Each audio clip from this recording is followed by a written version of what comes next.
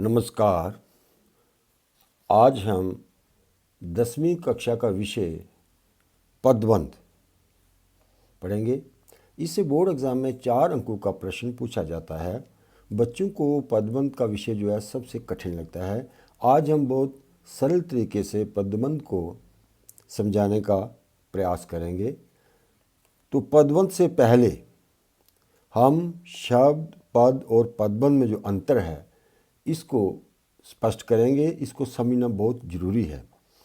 तो जो शब्द होते हैं ये स्वतंत्र और सार्थक ध्वनि समूह शब्द कहलाता है।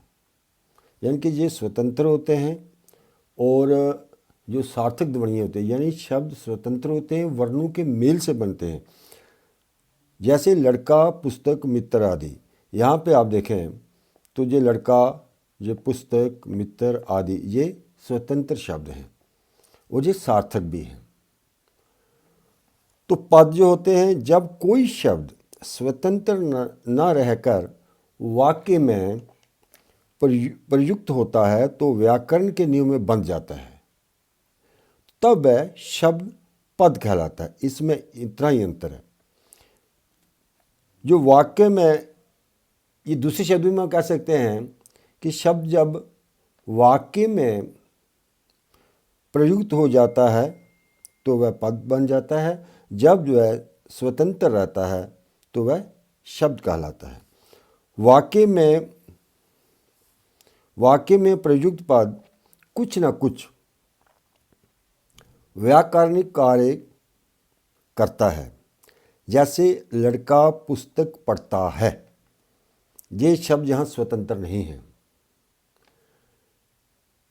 इस वाक्य में आप देखें तो लड़का शब्द ये है, ये संज्ञा है, उसके साथ ये कर्ता का, तथा पुस्तक जो है ये भी संज्ञा है लेकिन इसके साथ ही ये कर्म का, और जो पढ़ता है ये क्रिया का काम कर रहे हैं। यहाँ इनके पास कोई ना कोई पद आ गया है। ये व्याकरण के नियम में बंध चुके हैं। तो इस तरह से शब्द और पद में ये अंतर है। अब आगे देखें, जो इस वाक्य को नए रूप में देखें। यहाँ पे आप जहाँ है लड़का पढ़ता है केवल, यहाँ छोटा लड़का पुस्तक पढ़ता है, छोटा सुंदर लड़का पुस्तक पढ़ता है। इसी तरह छोटा चतुर सुंदर लड़का पुस्तक पढ़ता है। लेकिन लड़का पुस्तक पढ़ता है सिंपल वो है, वो पद हैं उसमें, वो उनमें कोई इकाई नहीं है, पदों का उसमें कोई बंद नहीं है। लेकिन यहाँ आप देखें इन वाक्यों में जो कर्ता,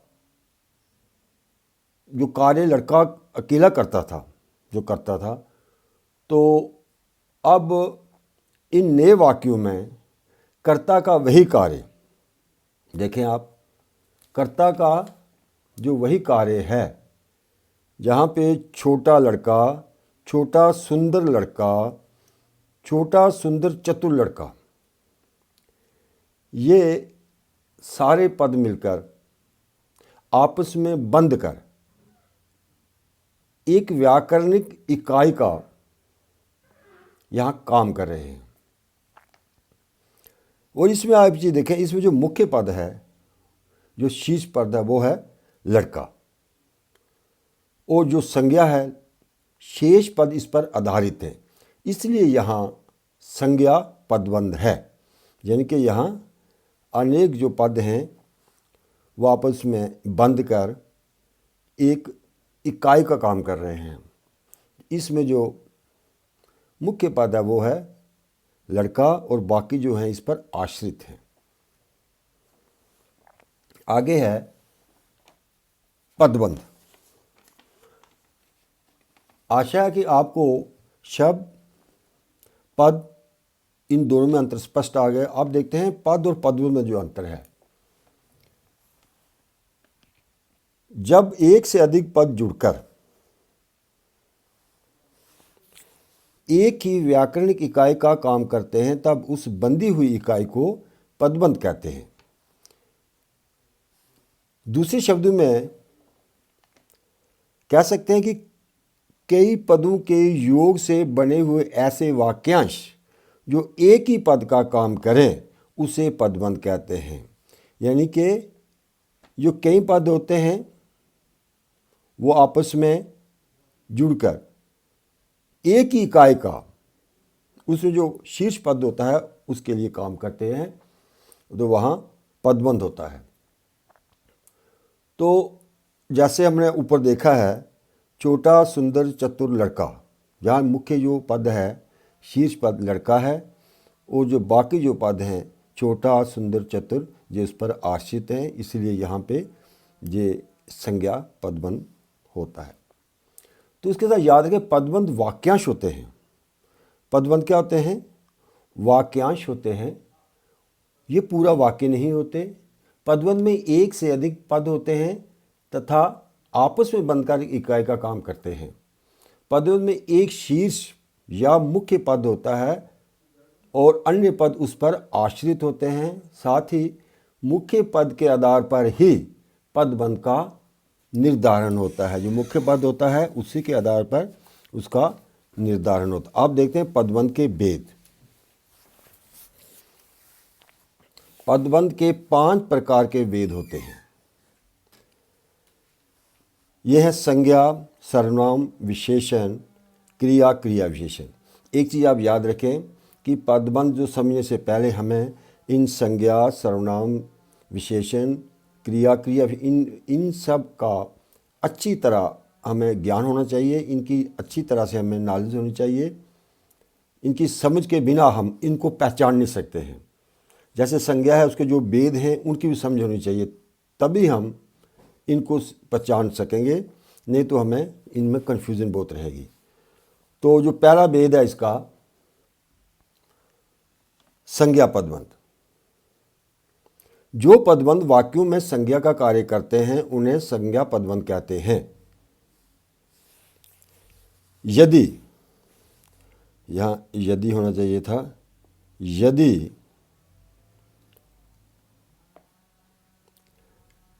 संज्ञा पद की तरह संज्ञा पदबंध के साथ भी कारक चिन्हों का प्रयोग होता है। जैसे जम्मू में रहने वाले मेरे मित्र ने मुझे टेलीफोन किया।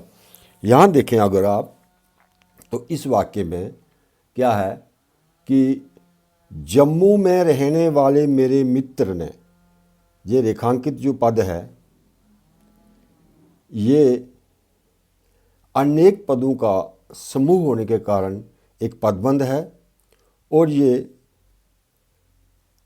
संज्ञा पदबंध का यहाँ काम कर रहा है, इसलिए यहाँ पे संज्ञा पदबंध है। दूसरा है जो भेद है वह सर्वनाम पदबंध। जो पदबंध वाक्यों में सर्वनाम का काम करते हैं उन्हें सर्वनाम पदबंध कहते हैं।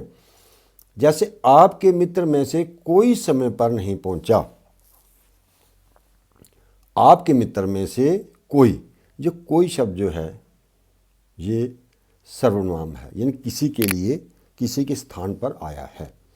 तो इस तरह से यहाँ से लेकर आपके मित्रों में से कोई, यहाँ तक जो है इसमें अनेक पदों का समूह है और ये एक पदबंध है जो यहाँ सर्वनाम का कार्य कर रहा है। मुख्य है यहाँ कोई, तो यहाँ है सर्वनाम पदबंध।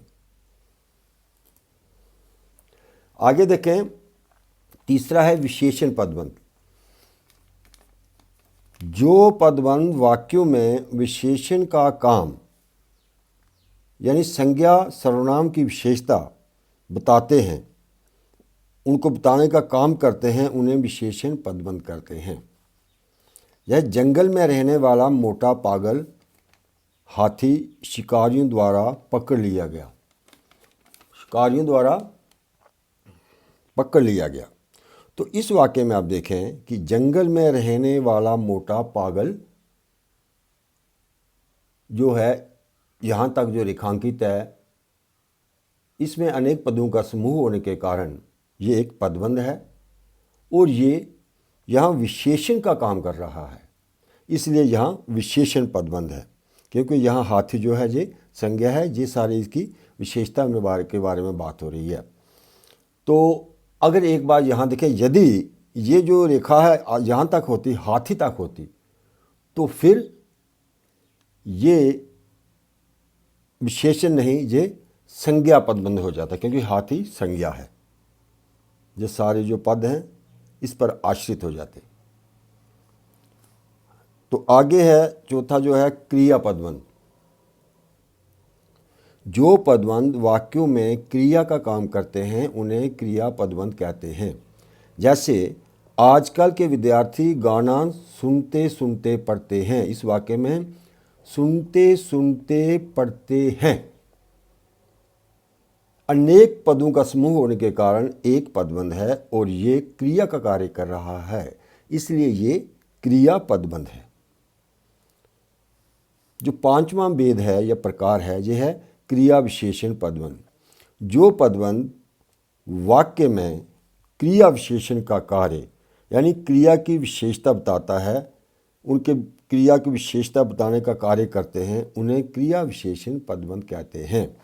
जैसे ये सूखा बारिश ना होने से, तो इस वाक्य में देखें कि बारिश ना होने से ये अनेक पदों का समूह यहाँ है और ये एक यहाँ पदबंध का काम कर रहे हैं। ये क्रिया विशेषण का काम करके, क्योंकि यहाँ हुआ ये क्रिया है और ना होने से यहाँ इसकी विशेषता बताई गई है, इसलिए यहाँ पे ये क्रिया विशेषण पदबंध है। तो आज हमने पदबंध के भेद पर हमने संक्षेप में चर्चा की है, तो इस पर विस्तार से चर्चा हम आगे की वीडियो में करेंगे। आज इतना ही, धन्यवाद।